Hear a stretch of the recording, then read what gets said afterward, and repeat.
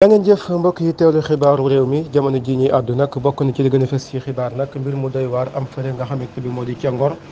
muy nag soxna soo xamante ne bi rek dañoo ko daal di faat ki ko daal di faat nag daal dina nangu li nga xamante ne bi moo di jëf ju ñaaw ji nag moo ko daal di amal ci kanamu enquêteurs yi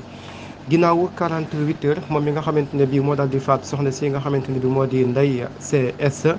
moom nag ci biir appartement am ca Ngor lañ ko daal di fekk daal di koy jëf ju ñaaw ju ni mel ginnaaw nag ay ndigal yu bàyyi ko ci force de la brigade de recherche de Faidherbe niki noonu itam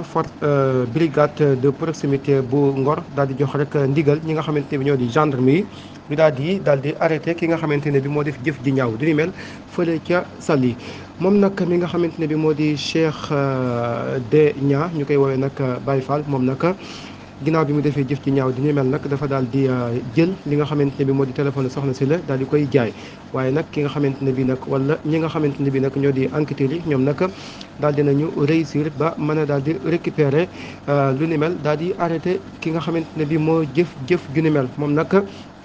xibaar yi jugoon nag ñu ne woon nag dañ ko daal di jam ba mu daal di ñàkk bakkanam mbir mu ni mel nag demeewut noonu bu ñu sukkandikoo ci li nga xamante ne bi moom mi jëf ju ni mel moom moo ko daal di xam ne moom Cheikh de Nia moom daal di xam ne nag ne daf ko daal di xocc ba mu daal di ñàkk bakkanam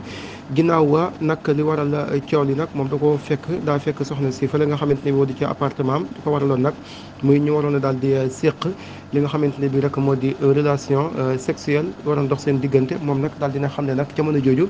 dafa daal di tàggoo woon ak sago maanaam dafa màndi woon bu ñu sukkandikoo ci ay sources yoo xamante ne bi mu ngi bawoo ca Seneweb moom dafa daal di xam ne rek ne daa fayoon soxna si nag xaalisam ngir mënoon a am ak moom li nga xamante ne bi moo di relation sexuelle ñoom nag ñaari coup daal lañ daal di waxante woon bi mu defee nag benn soxna si nag nanguwut daal di continuer coow loolu nag moo dox seen diggante ba ñu daal di jàppante faat daal di cay mujj am soxna si daal di ñàkk bakkanam moom mi nga xamante ne bi nag moo jëf ju ni mel moom nag réccuwut benn yoon li nga xamante ne bi moom la daal di def défendre na boppam ci kanamu enquêteurs yi bu ñu sukkandikoo ci ay kàddoom moom mi nag